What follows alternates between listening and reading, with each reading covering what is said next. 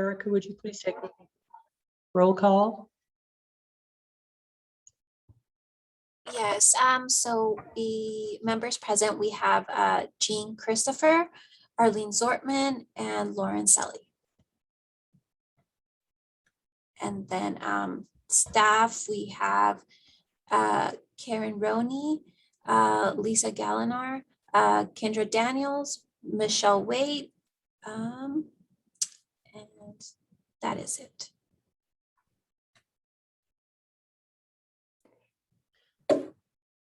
Thank you. Tom is out of town today, so it's me. Are there any changes or corrections to the minutes from February 15th?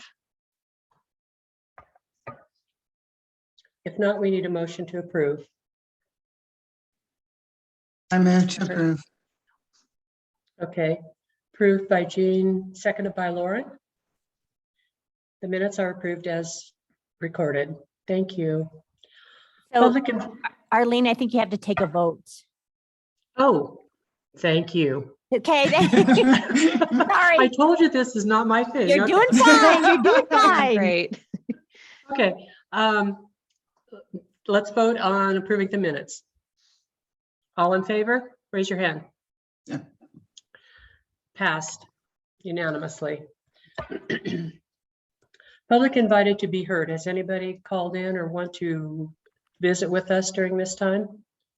Yes, so we do have two people. We have John Fallon and Lonnie Dooley. All right. So Karen, a little bit of help here on how we do this. Do we just choose them and have them talk, or? So I think what you can do is I saw John first. So they did contact John, and Lonnie did contact Erica to get the Zoom link. So I think this is really their public invited to be heard.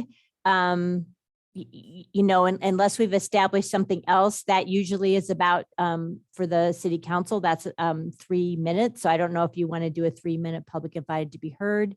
I think that's up to you, Arlene, and how you want to chair the meeting. Okay, so we'll go according to how they have turned in, which is I think what the city council does.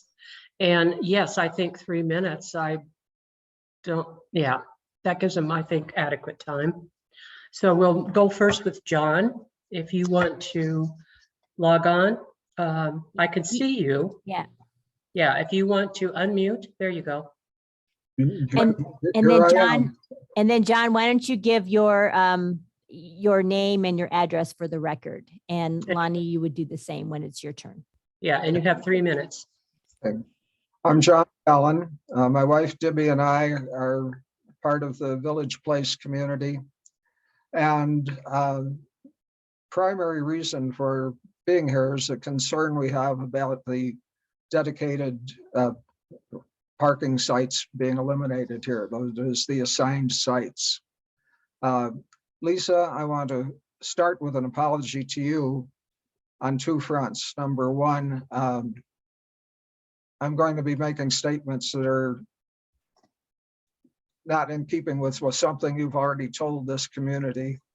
And secondly, that I'm not following your desire to have a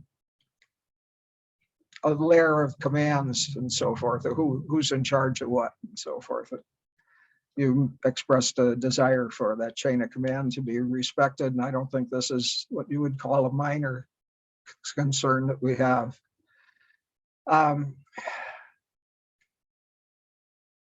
When the first one, when you told the group that there was a 95% buy-in to it when you addressed there, that was far from that. You had to leave early. If you had been able to stay around, you'd have realized there was a lot of concern and a lot of people that were and are concerned about it. I guess in a very simple way, I and many of us cannot see the benefit to us to have the assigned sites taken away. We recognize the needs in the parking lot physically as far as the slope and all of that. And we realize the need for more sites. But to take away what we already have, just, we see no benefit to that for us to now have to, or when it comes into place, have to search and almost compete for sites. I can't go into in 3 minutes all how different our location is, and the site itself, the parking lot, is actually an alley with just perpendicular parking sites along it with one spur. And it's busy, it's used for deliveries, it's used for garbage, it's used for shortcuts from Long's Peak over to Kaufman and so forth. So it's a totally different situation. But again, it's the lack of benefit to us. It seems like there's no concern for the well-being of us here or the safety or in any way, shape, or form. I know there'll be changes to the parking lot made, but as it is, as long as it's an alley access the way it is, once you're in, there's no turning around without having to leave the property once again. There's no turnaround in any way, shape, or form here. So be searching for sites when we've been used to having them for a long time. Just, we can't see the need for that. I don't know how I'm doing time-wise. You have just a few seconds left. John, can you wrap it up in one sentence? Okay. And basically, having the green tags doing the job instead of us being able to report it immediately doesn't seem to me a more efficient way of doing it, especially when the green tags are also in the other properties. So anybody wanting to get in here can pop on with a green tag. Our problem here doesn't seem to be one of abandoned vehicles so much as it's people wanting to run across the way to get license plates or the other direction to get beer and burgers and or tattoos, whatever, but they're short-term things that I see for the most part. But Okay, primarily, John, the one thing I want to say is I cannot see that the permits and assigned sites rather are mutually exclusive. I kind of see no reason why they cannot both exist at the same time. thank you, John. Yeah. Okay, Lonnie? Hi, my name's Lonnie Dooley. I am the group leader for Historic Westside Neighborhood Association, and I'm a resident of Village Place.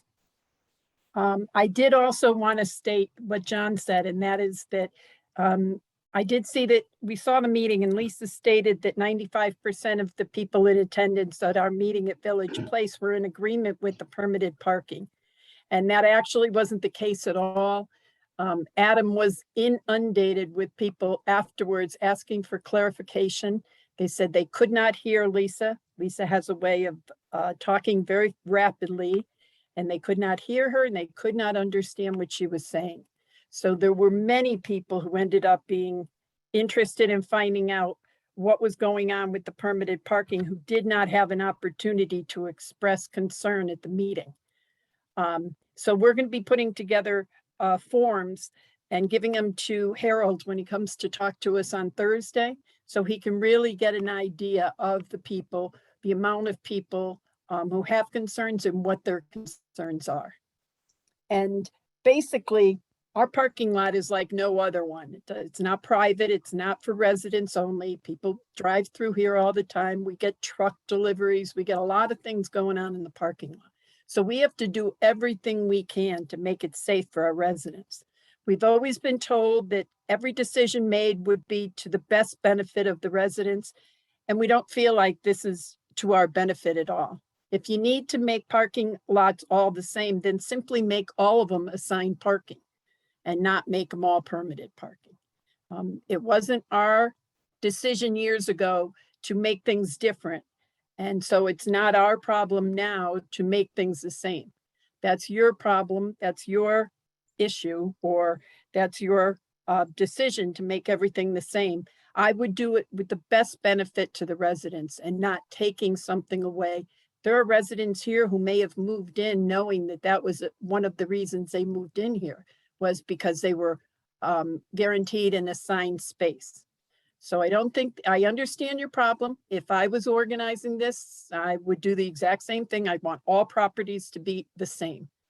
But the answer to this is not to make ours permitted parking. The answer is to make everything else assigned parking.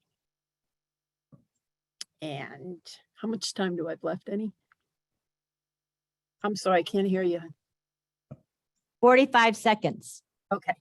I also want to address the issue of the chain of command. When Janine left, there were girls that came in and the poor things didn't know what they were doing other than to sit in the office and work here daily. But when asked questions, they couldn't answer them. They actually didn't even have a way of finding out the answers. So it became a hotbed of rumors. And when I've approached Lisa with answers or questions, I haven't been really addressed. The answers have not been addressed. I haven't gotten responses. And therefore, if you're going to set up a chain of command, you have to have the process in place. You can't just assume that people are going to do it.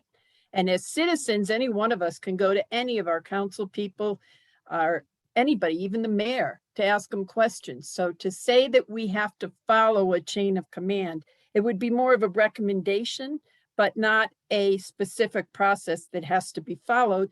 Because in my case, when I've asked a couple of different issues, I have not gotten responses, and I would not follow the chain of command if you were to set it up the way that it was talked about being set up. Because I did not Lonnie, get your time is getting up. Can you wrap it up in one sentence? We'll be putting everything on paper and giving it to you guys so that you can have the time, when it's easier for you to sit and read it, then you can really get an idea of what the situation is over here and what we'd like to do to rectify it. Thank you. Thank you both to John and Lonnie for meeting with us this morning. Thank you very much for it. Thank you. And I believe that people have made notes and they will be following up on this. Because one of the things we don't do is we don't actually interact with you during the meeting. So Arlene, Yes, ma'am. Vice Chair. So what I would say is that a couple things. So Lonnie and John are more than welcome to stay on the call. We just ask that they turn their camera off, but they can certainly stay on the call and hear the board meeting. And then as I think as Lonnie had mentioned, is that there is a coffee and conversation that is scheduled at Village Place on Thursday. Is that correct, Lisa? And Harold and Lisa and Adam and maybe some others will be there. So and Molly. So I'm sure that there will be more of that opportunity to talk about the parking scenario and to work through some of the issues. So I just wanted to just share that information. Okay. All right. Thank you. I do try to attend some of these meetings, so I have it on my calendar. I'll see if I can attend it as well. Is there anyone else that we have that wanted to speak? On public invited to be heard. No, we don't have anybody else. All right, thank you. Moving on to number 4, which is organizational updates. Update on process for interviewing the LHA advisory board members. I'm assuming, Karen, that is you. I will go ahead and take that, and just as an FYI, so Harold is en route somewhere. So we did hear from him, and he an appointment that he had ran over, and blah, blah. So he'll join us when he is able to do that. So I did want to follow up on the topic that we introduced at the February meeting, which is that the city council had asked for a bit of a different process for interviewing prospective board and commission members. So what I included in your packet was a set of guidelines that that the city clerk's office did prepare and release on Friday based on the input that they received from city council. I also included in the packet the current list of questions that were designed when the council was interviewing for the Longmont Housing Authority Board of Commissioners. Obviously, that has changed now. So we'll probably want to change up those questions. Mhm. And then I also included a copy of the bylaws, which in section 7, which establishes the Longmont Housing Authority Advisory Board. So I thought maybe if you wanted to refer to those duties and responsibilities of the advisory board, that might help in the conversation about what questions how do you want to revise the questions. So I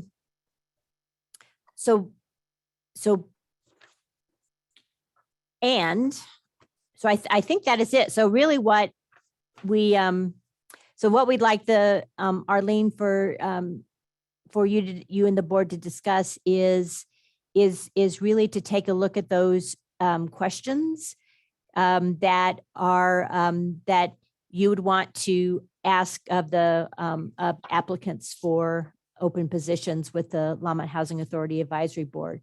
And maybe just a couple other things that the LHA Advisory Board is members are appointed at midterm, at mid-year. So it would the term would begin in end in June of 2022. We have one board member whose term is up for renewal, and that would be Tom DeBee. So his term would be up for renewal, and I believe that he would be able to re-up and reapply for that. And so just that's really just an FYI. And I guess the other thing that if you had a chance to review the recommended process from the clerk's office is that in essence what is being asked is that the sitting advisory board members, and since we have a pretty small group, you can decide how you want to move forward. So the recommendation is possibly to establish a subcommittee of the advisory board to conduct the interviews. The suggestion was to have two commission members. You're an advisory board of 5. Tom would not be able to be involved in that interview. So you might choose to have the whole advisory board interview applicants, which is quite fine as you see on those guidelines. The staff would be available to provide assistance. We'd be the backup band if you needed any help in that regard, and we could help collect the information. And existing board members who are reapplying for another term also would get to participate in that interview process. So they don't get a pass, even though they've served on the board for a previous term. And I think those are the highlights, that given that we have an opening at midterm, that the clerk's office would be advertising openings probably fairly soon, I would imagine in April. And it looks like that we would be scheduling those interviews in the month of May to make recommendations to City Council, which is really what you would be doing, is to recommend to City Council based on your interviews, who you would recommend for for appointment to the LHA Advisory Board, or I don't know. So if we had 5 applicants and you think they were all worthy, then you could also make that recommendation to the council and suggest that they might interview those 5 candidates. So you certainly have some flexibility in what recommendations you make to council. You might have the perfect one and you might have, a few. So I'm going to stop talking and turn this over to our vice chair. Okay, thank you, Karen. So I just have one question. If we are to interview these people as a pre-interview type thing to forward to the board, does that mean that the 4 of us would be in the room and there would be possibly some city staff there to kind of guide us and make sure we're on the right track? Yes, that would be correct. So it would probably be, we'd probably figure out who's going to do that, whether that's going to be, Molly, or I'm saying probably Molly without consulting, but so there would be one of us that would be there to provide the support for the interview process, for sure. And it's all held on one day, right? I think you can decide how you want to do that. Okay, now I'm going to open it up probably to. makes it easier to do it that way, but this is all new. So Vice Chair Zortman, we're kind of following what's in the guidelines, and you all can determine what's going to work out best for you.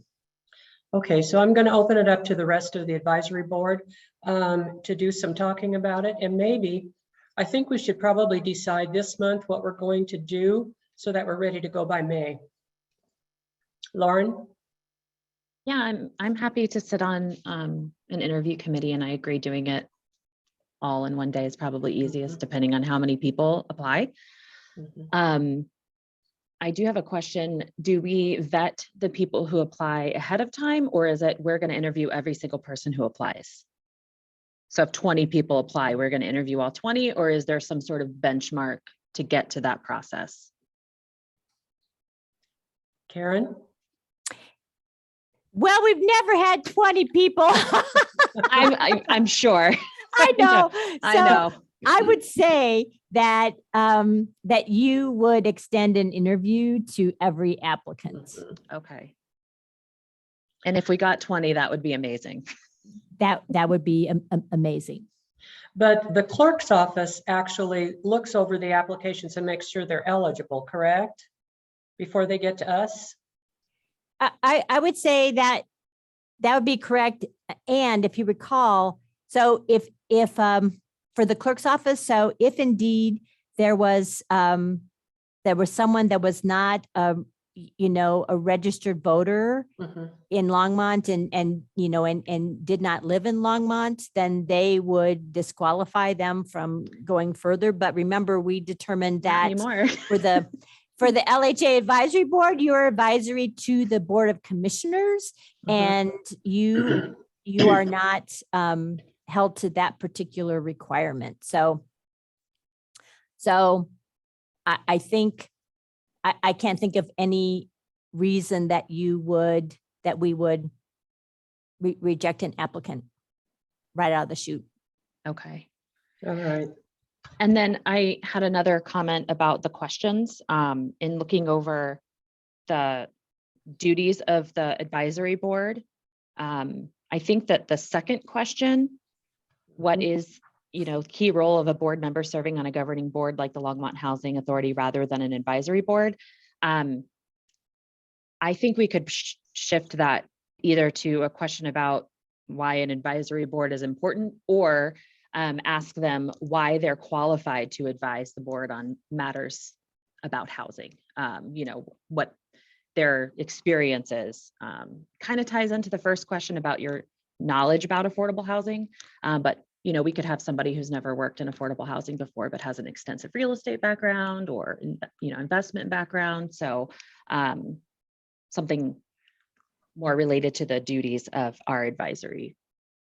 And I think the rest of the questions are probably fine. I mean, they're pretty high level about what the purpose of LHA is, why it's important, what skills they bring, what would be their learning curve, what do they know about it, greatest challenge, and then the hope for the future. I think those are pretty high level that we don't need to get we don't need to change them too much, but if you wanted to, that's fine.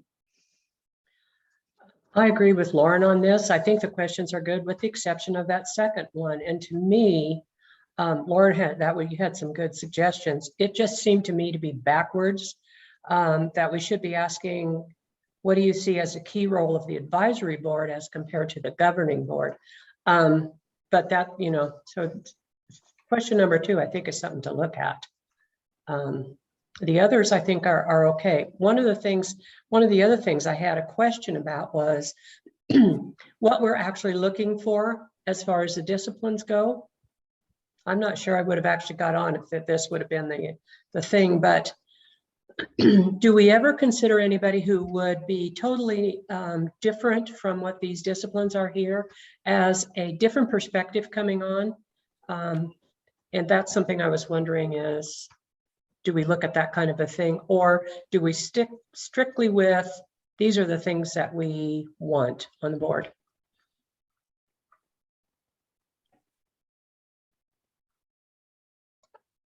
Eileen, can I speak to that? Absolutely. Jean? And I took the disciplines they listed as kind of the basic suggestion.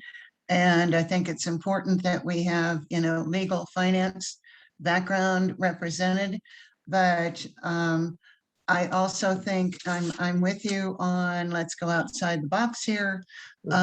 People with other kinds of skills, whether it's in journalism and communication, social work, what have you, certainly would qualify. One of the other concerns I had about the questions, I'm totally with you and Lauren on question 2 that needs to be completely reworded.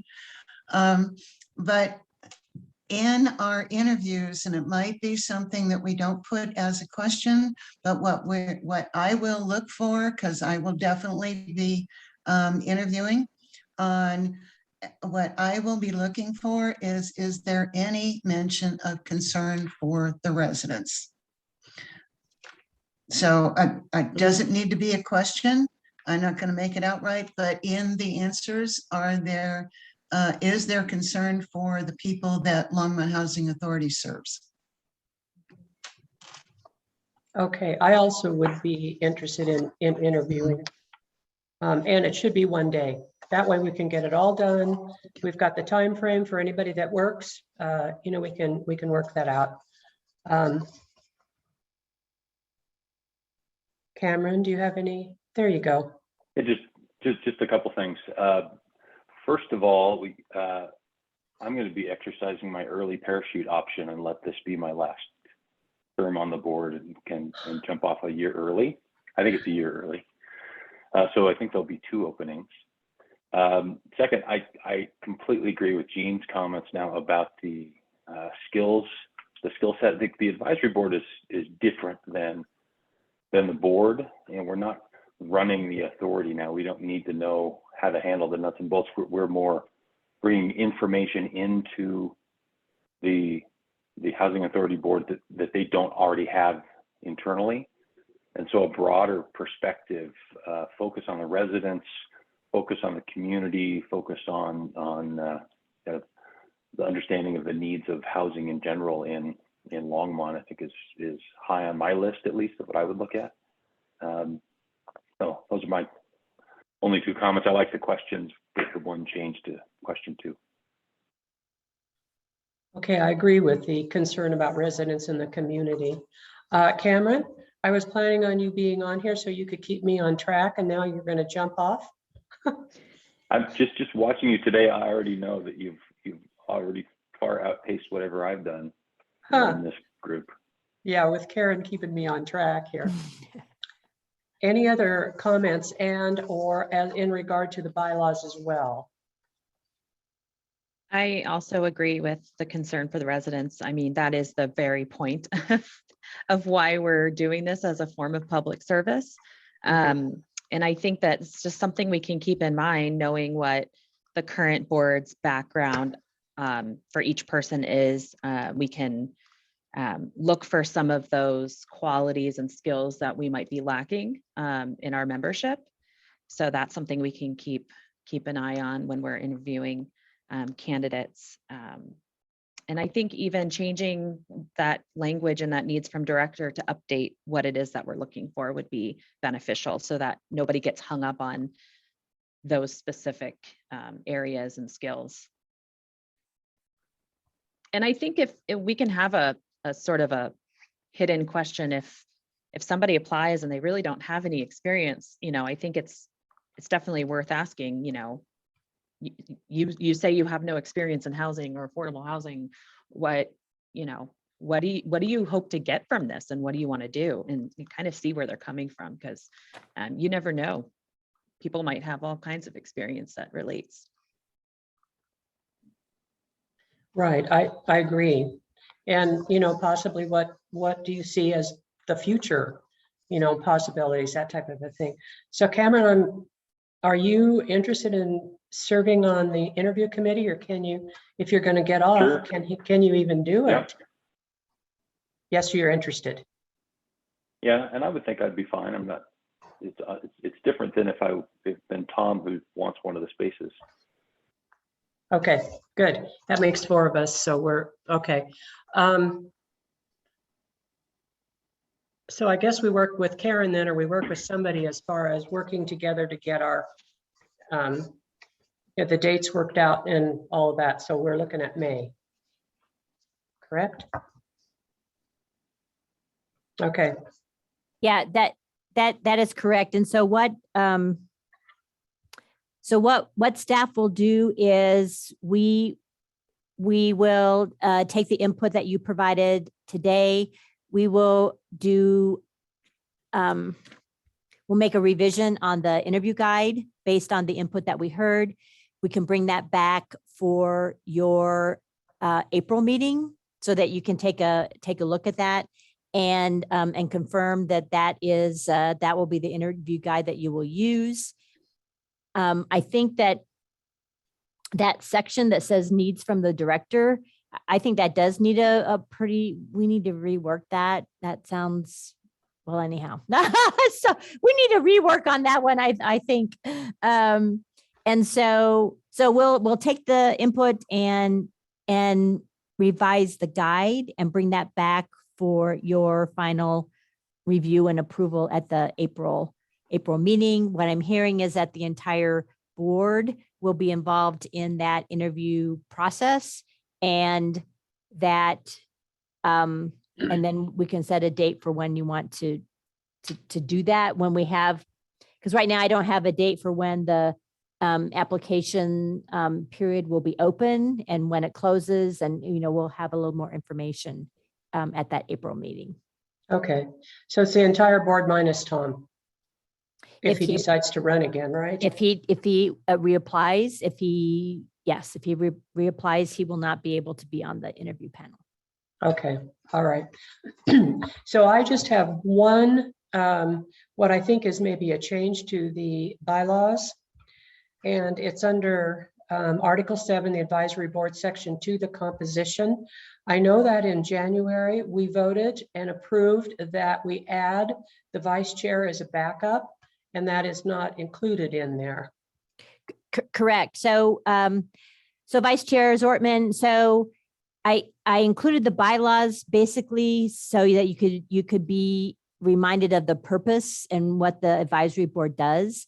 And we have the bylaws revision to add the vice chair on the Board of Commissioners meeting agenda for their next regular business meeting. So because we did need to take care of adding that. So it is on our on the business meeting for the next Board of Commissioners meeting to make that change in the bylaws. Yeah. All right, so it's just not on our copy today. Correct. Okay. Okay. But we will make that revision, and it is our city attorney has looked at that, and so we have that on the agenda for the next Board of Commissioners meeting. Okay.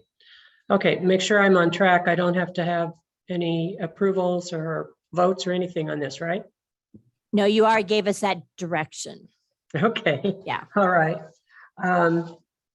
Moving on to number 5, development and or project updates, alignment with LHA goals.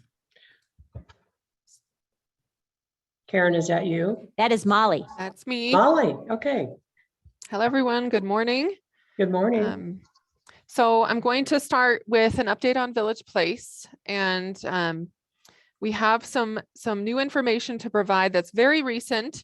So when we made this agenda, it was going to be a general update, but since Friday, we've been digging in really closely since we have our finance consultant under contract to help us with the resyndication. And we started exploring the status of the current loans on the property and where it is and how our capital balances look.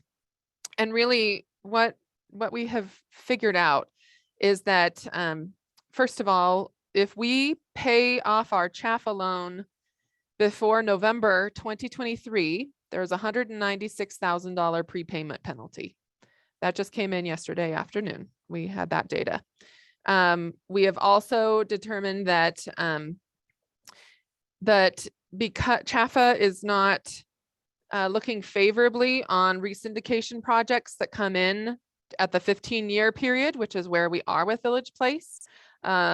They do consider it in some cases when the condition of the building or similar issue is significant enough where we need to push it up. At Village Place, our property conditions assessment is showing that the building is in pretty good shape.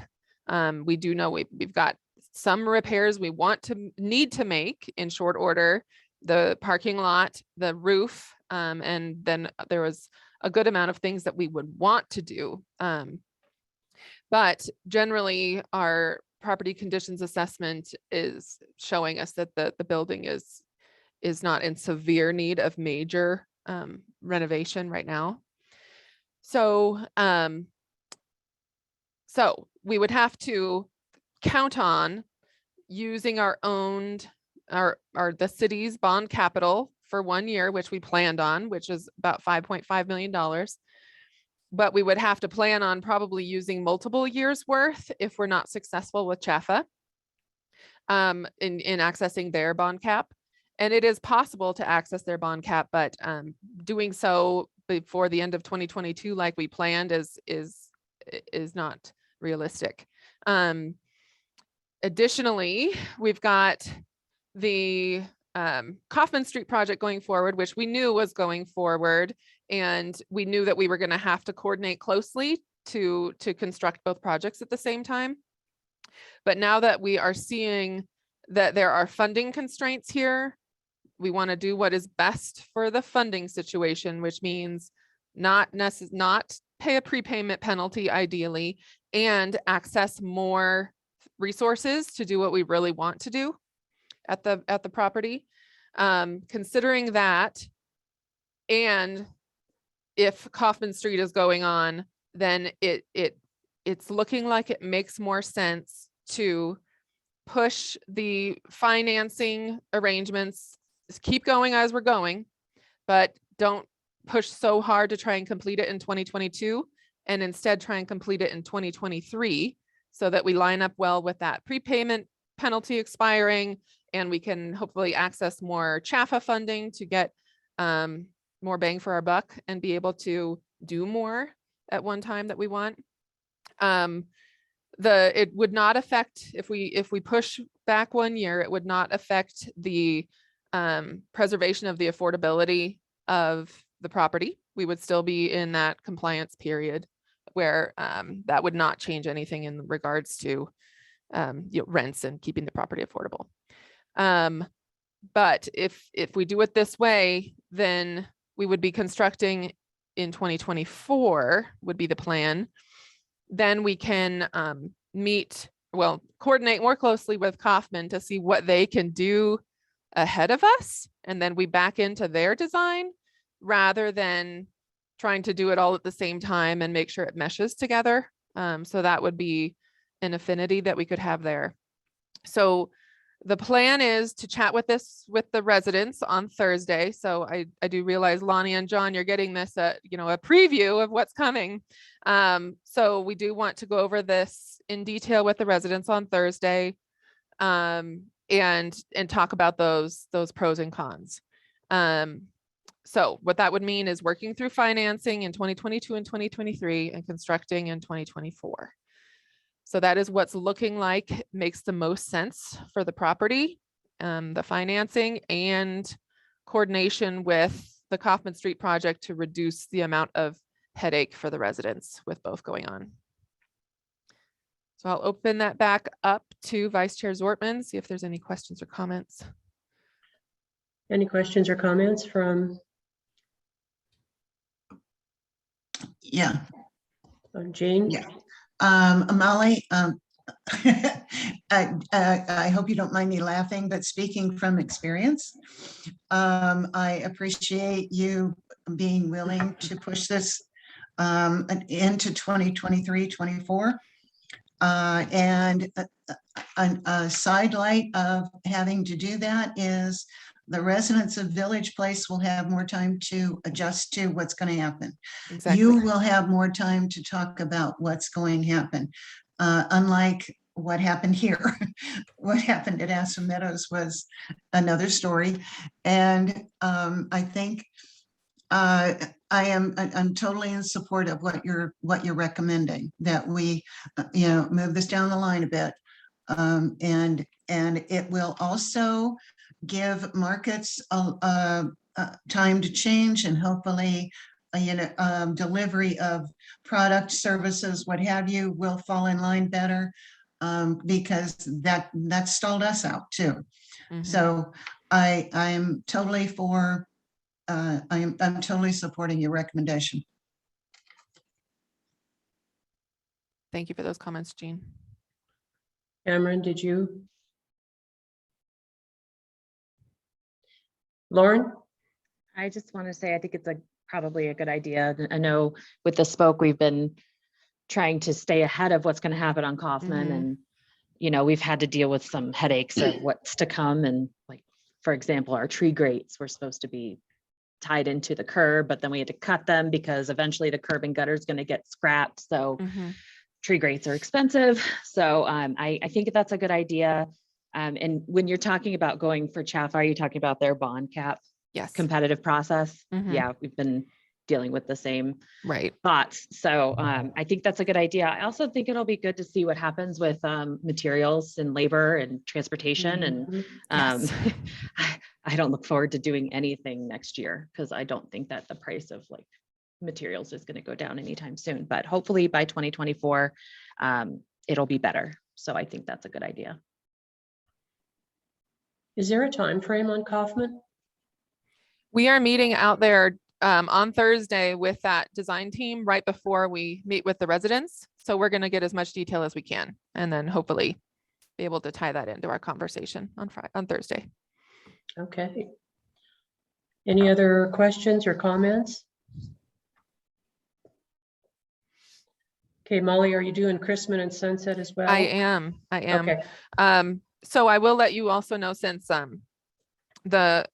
because if we're going to pace ourselves more on Village Place in a more, not as rush of a timeline, we are going to be able to start work on the vacant property at Hover as well. So we do have a development specialist that we have hired, and then she'll be starting May 1st. She seems to be really great. She's got affordable housing development experience. She's moving here from Montana to take our position. And so we are ready to gear up and get these projects, moving in the pipeline. So with Village Place being able to pace itself, we're going to start looking at that vacant property at Hover to start constructing a plan for that one, just to let you know. So moving to Chrisman 2, I just wanted to, it's just an FYI update that we do have an equity investor on board. We have our permanent financing, the bank on board. We are in due diligence with all of them right now to prepare for closing by April 29th. And so we should have that project solidified at that time, and they will turn around and start construction in short order. They just have to wrap up their permitting process, which they're very close on their site plan, and building permits will be right behind. So that project is rolling. It's have made some very good progress in the last month. And just in light of the direction from the Longmont Housing Development Corporation to work on dissolution over the next 18 months. So Chrisman 2 will be tied to LHA only and not LHDC. And then we're starting work with attorneys on how to transition Chrisman 1 from LHDC to LHA as well. So there's a lot of moving pieces right now. And then for Sunset, the Element project, we did submit for 9% tax credits at the February 1st deadline. It's looking promising from what we can tell. We do interview with CHAFA April 29th. So that's a very busy day for LHA development. And so we've been answering some questions for them and getting some details aligned. They were generally expressed satisfaction with where LHA has come in the past 2 years. So that was where I'm getting our promising vibe. And so we will be hearing about that this spring as well. So just letting you know, we've got things in the hopper actively. Okay, sounds exciting. Any questions or concerns? All right, seeing none. Let's move on to item 6, which is items for input to the LHA Board of Commissioners. Is that, if there's nothing there, do we just move on, Karen? So Vice Chair, so that's really just an opportunity if the advisory board has anything they want to pass on or share with the Board of Commissioners. You know, what I would say is that we have now set a defined meeting schedule for the Board of Commissioners. It really has been over the last year an ad hoc process, which is not optimum, but the council did give staff direction last Tuesday on their meeting schedule going forward. So so there will be several Tuesdays when there isn't a study session or a council meeting scheduled, and those will be the dates for the LHA Board of Commissioners meeting. And so we will follow up and include something in your your packet so you know what those dates are. But at least in the next couple of months, I mean, I'll just tell you what they are right now, Erica, if you want to capture those. So the Board of Commissioners meeting will be held on April 5th, on May 3rd. We believe that we will be canceling a June meeting because of the schedule of the commissioners. We will meet on July 5th, August 2nd. We will also cancel the September meeting. In October, we will meet either on October 4th or the 18th. We will meet on November 1st and cancel the December meeting. So generally speaking, the Board of Commissioners will be meeting that first Tuesday of the month, with those exceptions where there's a holiday, where there are budget meetings scheduled, that kind of thing. Then we, so I think the only date that we'll still have to determine is when that meeting will be in October, whether that's going to be the 4th or the 18th of October. So we'll capture that in the minutes. And I think the other thing, Molly, that would be helpful is that we do have a list of proposed items to take to the Board of Commissioners. We will align those with those dates and then get that information to the advisory board, for your April meeting, so that you know kind of what's coming up when, so that for this particular item, number 6, that you'll have you'll know some subjects. If there are some subject matters that you want to provide input on, that'll make it a more streamlined process for the advisory board to do that. Okay, thanks, Karen. That was going to be one of my questions as to when the board meetings are actually going to be. So if I'm understanding this correctly, it looks like there will be 6 LHA board meetings tentatively through the end of the year. 2, 3, 4, 5, 6. Yes. Okay.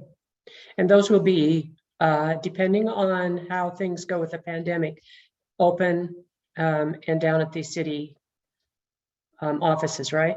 Correct. City Council meeting? So Vice Chair, the council did provide direction to go back meeting in person starting on March 29th.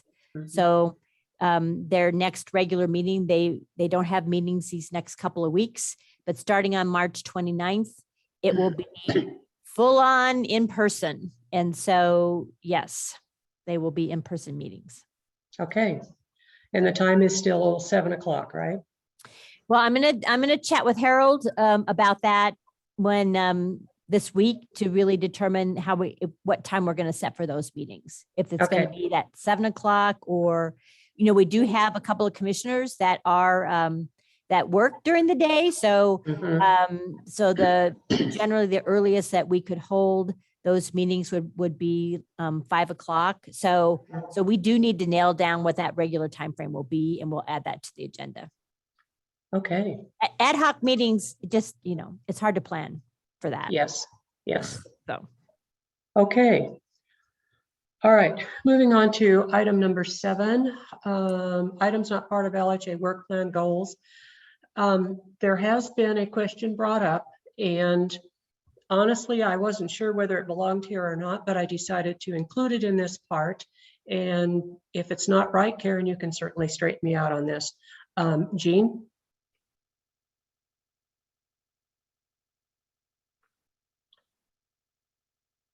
Does Karen have a copy of the notice? Probably not. I did yeah. not send it to her. Okay, And I don't have a copy printed out either. yeah. So what is it? Basically, okay. And Or basically, not, whatever. I'm not sure. okay, let's do it the shortcut way. If I put this up, can you read it? I see 24-hour notice to enter. Yes, I see that. You see that? Now, can you see what it says underneath that? Well, move it over. Yeah, there you go. It's kind of, yeah. So maybe just talk about what you want to bring up. I see the notice. It's hard to. Okay. Well, and Jean, it's short enough that I think you could read it for everybody. Okay. Yeah. This was sent to the residents in Aspen Meadows, and apparently, Lisa, you've started, where are you, Lisa? You've started the inspections, and of course, everybody needs to get a notice about the inspections. And this came out on Friday. The marvelous thing about this notice is that it gives a week's notice of we need to enter your apartment, that we need to inspect, and instead of just being 24 hours notice, it gives an entire week. I'll read it to you. This notice is to inform you that we will be entering your apartment home on Friday, March 18th, 2022 for inspection. The purpose of this inspection is to ensure your unit meets the Longmont Housing Authority standards Along with our policies at Aspen Meadows, it is required to keep your home clean, safe, and good sanitary condition. We will enter your apartment home on Friday, March the 18th, between the hours of 10 and 12. Should you have any questions regarding this notice or your inspection, please feel free to contact our office, and it gives the number. The minute this went out, I started getting complaints. The way I read it, it's so, okay, so it's a notice, they got to inspect. I'm very familiar with what's required with inspection, no big deal. However, we're dealing with 80 and 90-year-olds that panicked at the sight of the term 24-hour notice. This is much more than 24-hour notice. So it became laughable that it wasn't just notice to enter. It was 24-hour notice, and it shook people. The paragraph I read about for the purpose of, meeting policies, what have you, was very confusing to residents. Residents don't get policies, staff does. What would really have short-circuited this was just to say LHA needs to inspect in order to meet the requirements of the lease, and state the section in the lease that says you must maintain a clean, safe environment in your apartment. So in addition to making it less complicated for the resident, stating their lease connects the resident to what's going on. The other thing is, we will enter your apartment, and it's in bold, and you saw it, very bold and typed and underlined. And it came across to some people like, wait a second, it came across Gestapo. And that's not what we want to communicate. And it's simply, the inspection team includes manager and a maintenance employee will be in your apartment to inspect on this day at this time, period. And if you're going to bold and highlight the date and the time, but not the whole sentence. And the wording, we will enter, just came across as an insult. Of course you're going to enter. That's what this is about. And what I want to make a point about, this notice meets every bureaucratic requirement. It's in advance. It's about inspection. You've explained that. And the time is clear. The date is clear. But what it doesn't show is any concern for the impact it has on the residents. And the impact can be connect them to it. That's why I'm suggesting cite the lease. But in any communication, please start considering the impact on the resident, especially the older ones that we have so many under LHA care. Something like this jars them. And we're dealing with people with, very weak hearts, weak lungs, the body is wearing out. This was a jolt. And I got the complaints. I'm not complaining, I'm simply advising, can we soften this? Tone it down a bit. We're talking with people here. Yes, you met your requirements. These are the bureaucratic requirements, but add that element of realizing you're talking to this particular demographic. One of the things this does not say, and in every inspection notice I had to give, we included, you do not have to be home during this inspection. And this would be the opportunity to say, to acknowledge, if you have commitments during this time, on this date, you do not need to change or cancel them. You are not required to be home during this brief inspection. Do you understand what the point I'm trying to make here? This isn't okay, it's legal, it's perfect in that sense, but let's take LHA up, kick it up a level and start embracing who our audience is. Okay? Any Thank you, Jean. disagreement? If you could, I don't know if you have the ability to email me a copy of that Sure. so that I have it. Yeah, hun, yeah, These are and written by the property managers and sent out. sure, So- and understand, this is just, you know, we're on a learning curve still. But if I let this by, then you don't know what the reaction was, okay? And No, I appreciate it. Yeah, this is all in good faith, okay? So I think what I would add, Vice Chair, is that, yeah, it would be great to get that information to Lisa. And you know, what's communication is absolutely tricky. So some, you know, we want to make things really clear because, you know, we are entering people's property. And so I think it is a challenge on how to be clear about what we're doing, being mindful of the residents' rights and why we're doing that, and to also have it be not sound so, I won't use the word that you said, but you know, it's the balance. So I think we appreciate that input, and certainly we will look at how we can be clear with our communications, and have it not be scary, I guess, you know, to residents. Our goal isn't certainly to scare people, but so yeah, if you pass that on, and you don't have to hold it necessarily, Jean, whenever you get those complaints, absolutely reach out to Lisa and feed that information to her. So you don't have to wait. You can we can certainly bring it up, but anytime you get those that input, you know, certainly pass that on to Lisa. And Harold has entered the building, FYI. So so anyhow. If I could just add in that, you know, communication has been one of the things we have heard over and over again. And I think it's really important that those communication documents also give a clear path for who people should call. They're signed by a name. There's a clear path for folks to follow.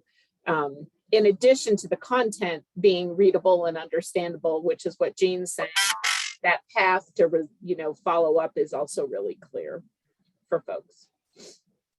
And I just had a question. Lisa, did you say that that these are largely written by the property managers on each property, and they're not, there's no cohesive language, right?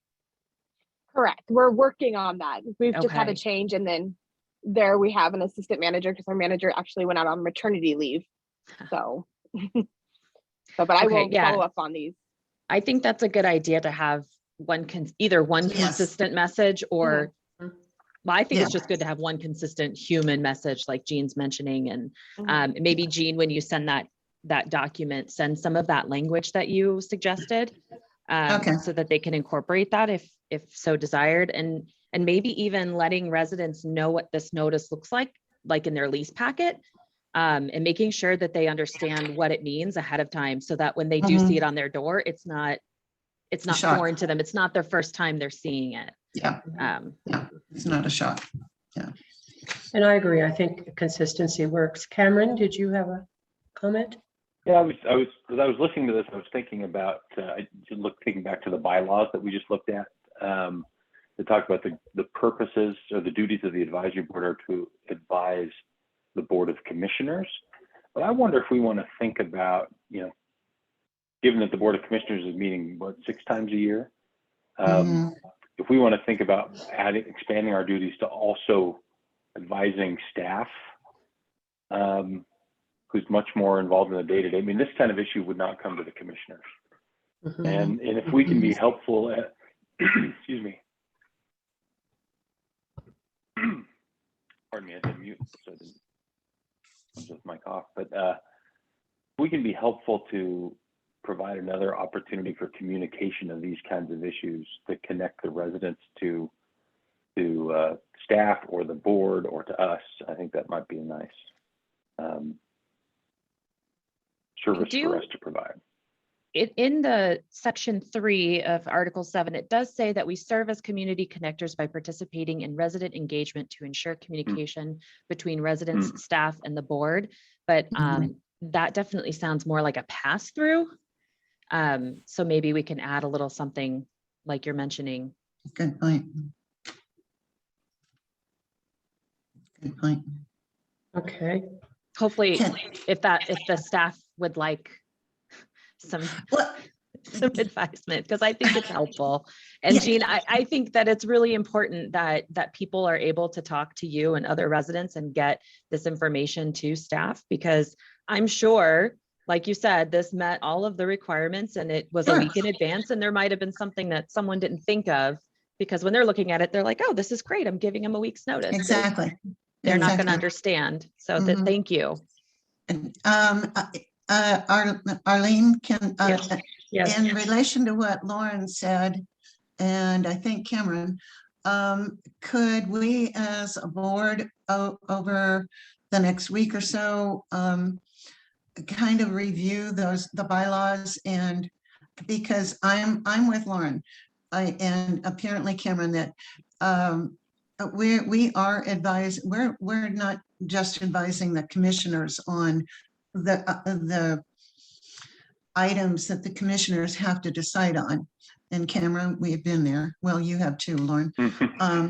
And well, I guess we've all been on that board, and then we got transferred. But especially since staff is still relatively new. You haven't been in this business for 10 years. You're new to this in terms of Longmont. And it is friendly advice. You know, it's input and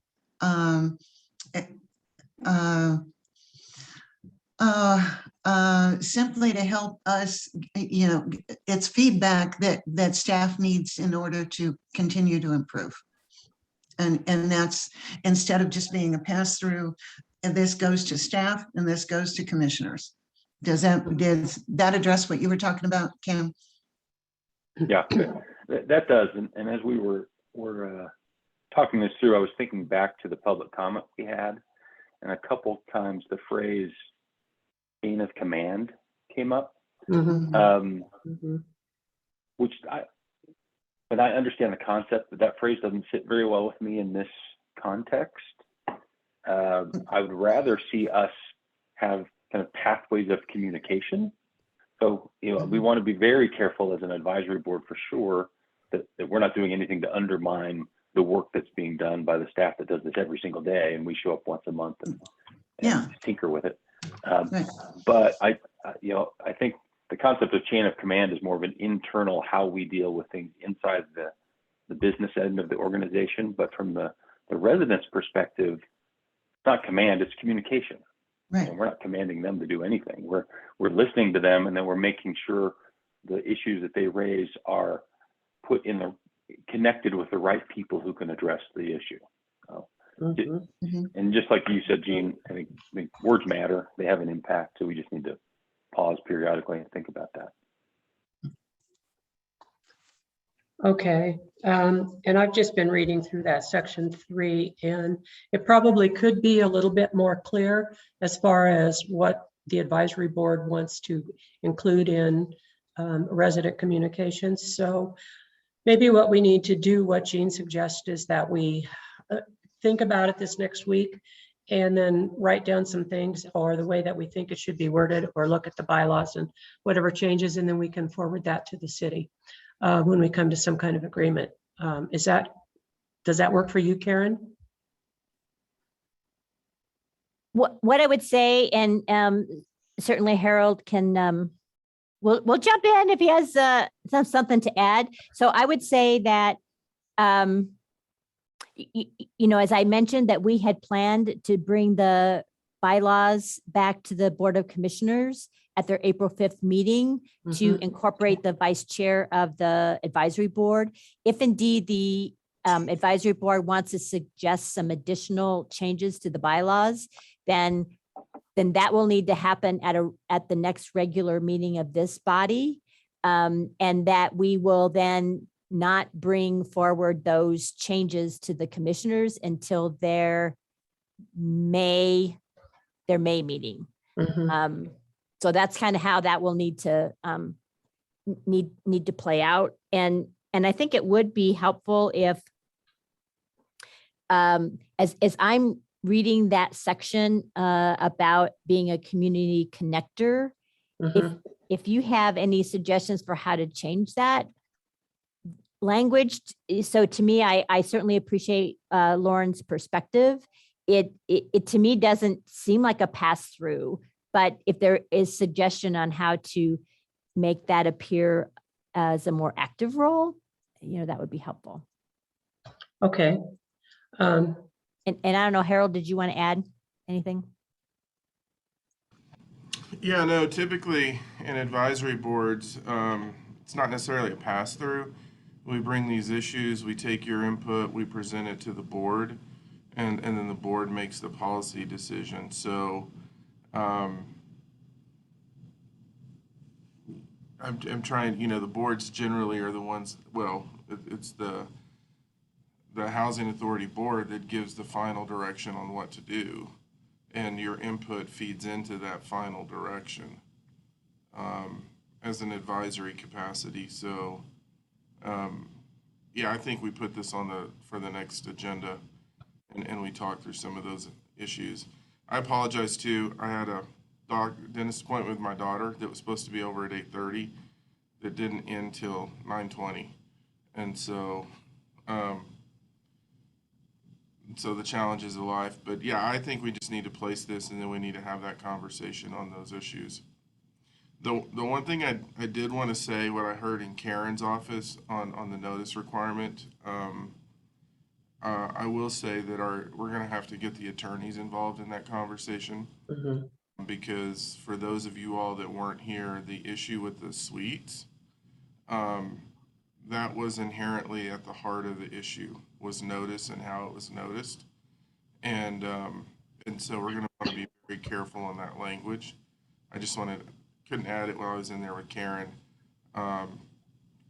because that's essentially what the ACLU, Cameron knows this, really harped on. So we're going to Right. be pretty mindful of that. Right. And I remember that issue coming out, Harold, and that's why it is imperative that staff meet the requirements. But it's also, we don't need to be this harsh with it. That's on that, and I will be sending a copy of that. But that's what I mean about it really kind of speaks to the atmosphere that's in each different property. We have different kinds of clientele in different properties, and they're going to react differently. And we need to cover the bases. We need to cover the bases. But legally, yes, that comes first. Yeah.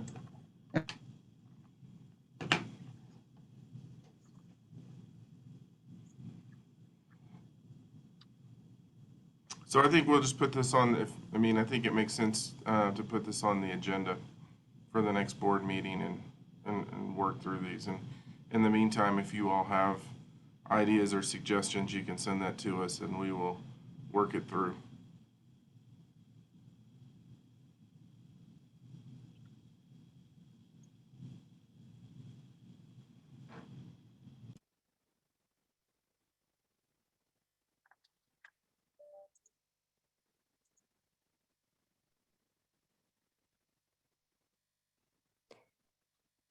Arlene looked frozen. She's maybe coming. She just left the meeting. Yeah. So if Arlene's frozen, I'll see if I remember how to do this and suggest we move on to item number 8, the LHA report.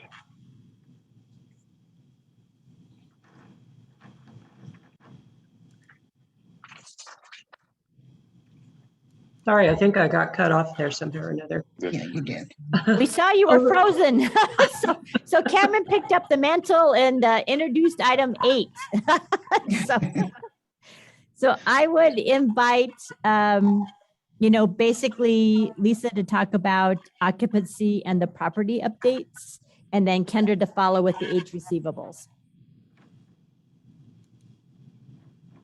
Good morning. So we, in February, we did see a 1% drop in our occupancy. We did have quite a few residents pass away, more than normal. Not something I like to report on, but it was a hard month.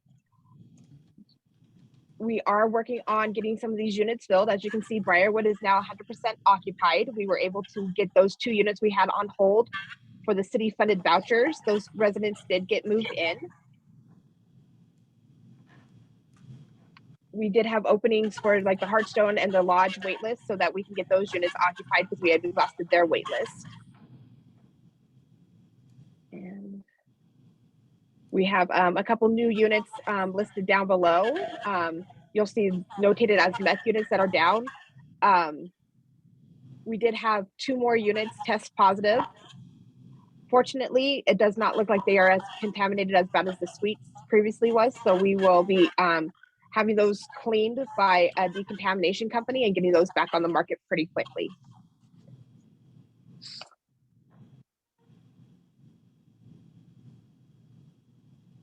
Any questions in regards to the LHA occupancy?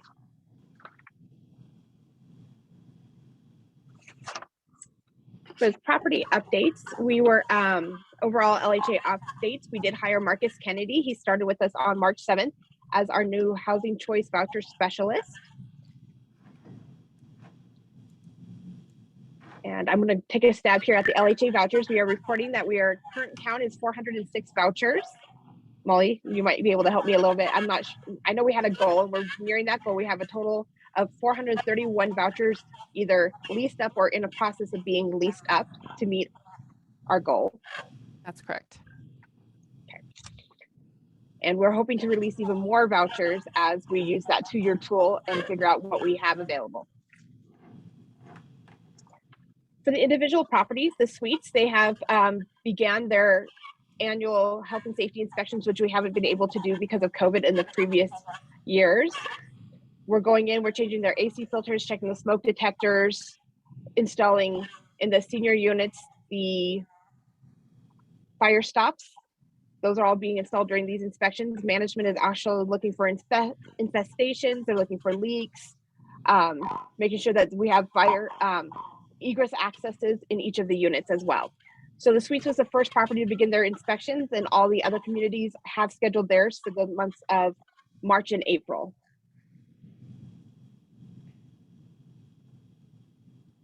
We did have another meth contaminated unit there at the suites that is in the process of being cleaned and getting back on market. Aspen Meadows Senior, we do have one resident whose file is with our attorney because they keep on allowing an unauthorized guest into the building that has been trespassed from the property. So we are working to correct that situation.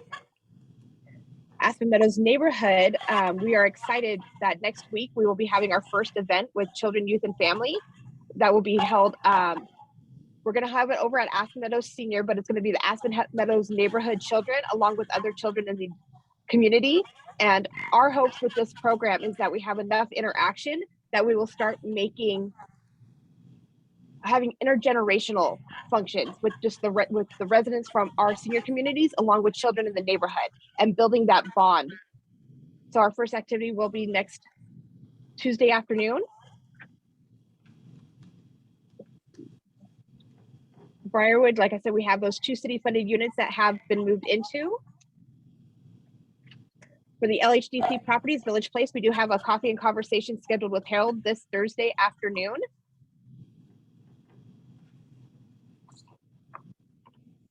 And the Hearthstone and the Lodge, we did have the capital needs assessments done in February. We're currently waiting for the completed reports. And then they have coffee and conversations scheduled for March 22nd with Melinda, their senior resource specialist, that will kind of go through and walk the residents through the different resources we have available and what her role is in the communities. And we will be having the same conversation at each one of the senior properties with their senior resource specialist, where they will go through and kind of talk about their role within the city, their role within our communities, and what they're there to provide our residents with. And what's not listed on here, we are beginning to reschedule the coffee and conversations. I have tentative dates for the next 3 months. We've invited public safety to come in. We've invited fire to come in, along with senior resources.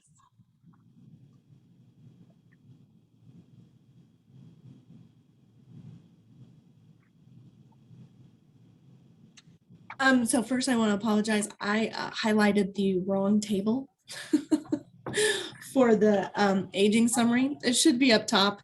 So the lodge and the Hearthstone, we had some outstanding balances there due to the subsidies and contracts for the lodge and Hearthstone, but we have received both of those from HUD. We are up to date on the lodge's subsidy payments, and we will get updated within the coming week for the Hearthstone because I just got the executed contract today from them. So we should be good to go there, and those balances should come down. We do have 1 unit at AMN that will be turning over to collections due to the meth issues. There are no financials right now because we updated our system. Our system hasn't been updated for 5 years. And with that comes some breaks along the way. So we're working on, there's some financial reports that I don't think are matching with our account trees, so they're not producing the right information. So I'm working on those, but we should have those for you the next time, for sure. And I guess, do you have any questions for either me or Lisa? Well, and I want to touch on real quick what Kendra said when she talked about the system hasn't been updated for 5 years. The challenge with that is you miss upgrades. And so you're having to hit multiple upgrades at once, which ultimately causes issues within the system. And so now we're going to upgrade on schedule with Yardi so we can ensure that this doesn't happen again. Yeah, we found out from one of our consultants that Yardi doesn't automatically upgrade you. You have to request the upgrade. So no upgrade was ever requested for the last 5 years. So we got all the patches all at once because we had no clue what each patch was going to do until it hit. So HCV was hit the most. They must have did a lot of upgrades for HCV.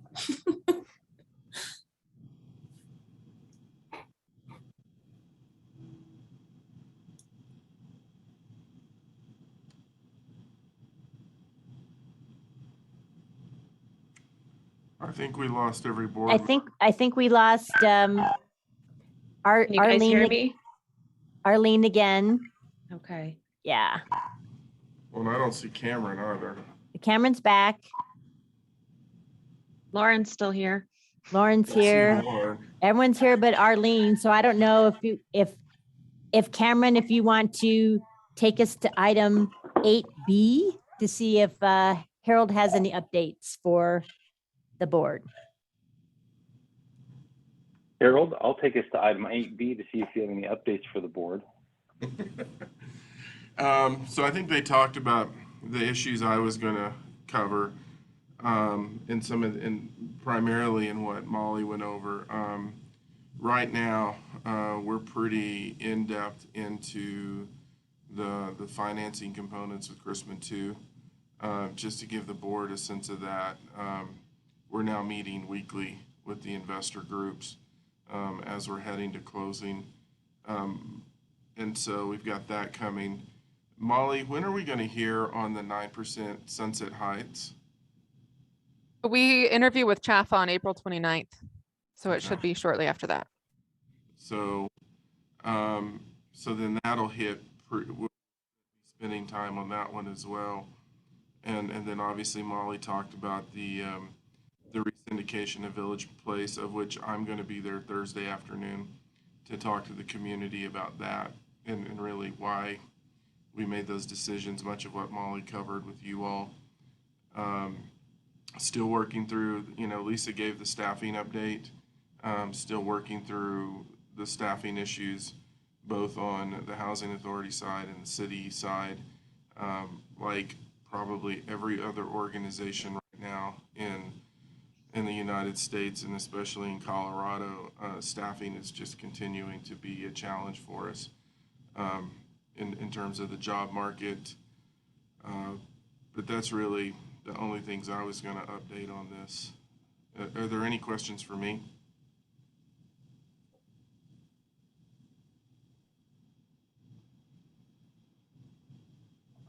I don't see any.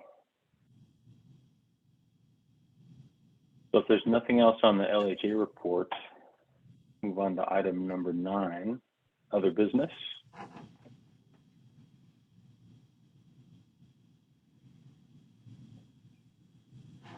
Did we lose Jean too? No, Jean's here. Oh, okay. Arlene just got locked out, it looks like. I was just being quiet. I'll just mention that a couple of us met with Michelle Waite about getting on site to do some follow-up interviews with residents. And I haven't heard anything, Michelle, from anyone yet. Is that, I don't have, like, my personal cell phone, the voicemail doesn't work anymore for some reason. So if they're trying to call me and I'm not answering it, they can't leave me a voicemail, but email's good. But I just wanted to check and see if there was any movement on that. I have everybody's schedule, and I just got Veronica's schedule. She'll be doing the conversations in Spanish, so I will plug that together. Did you got the packet I sent out, Lauren, with the, okay. So I think we're all on board. It's just about finalizing that schedule. So I should be able to do that soon. Now that we've been debating whether we should do 1 or 2 of the in Spanish conversations, and I just needed to pull that piece together, which we have now. So great. Okay. Yeah. Awesome. Thanks.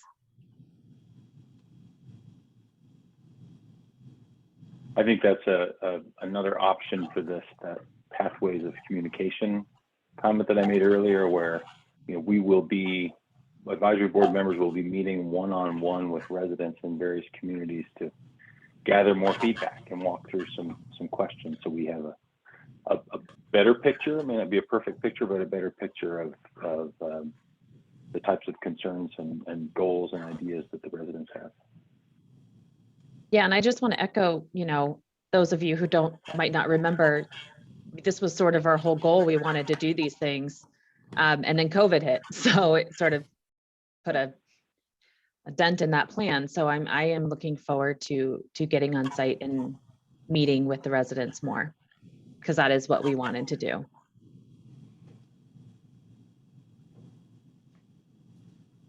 Excellent. Well, any other business for the board?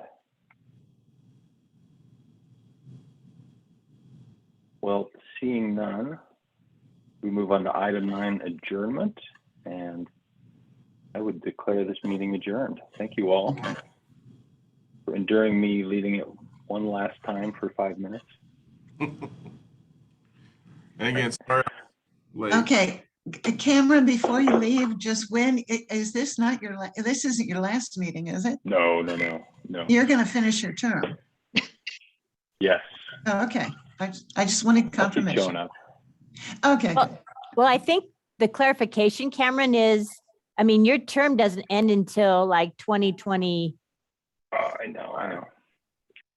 Yes, I just need an early exit. So do you know what we can that? talk about timing of it. Okay.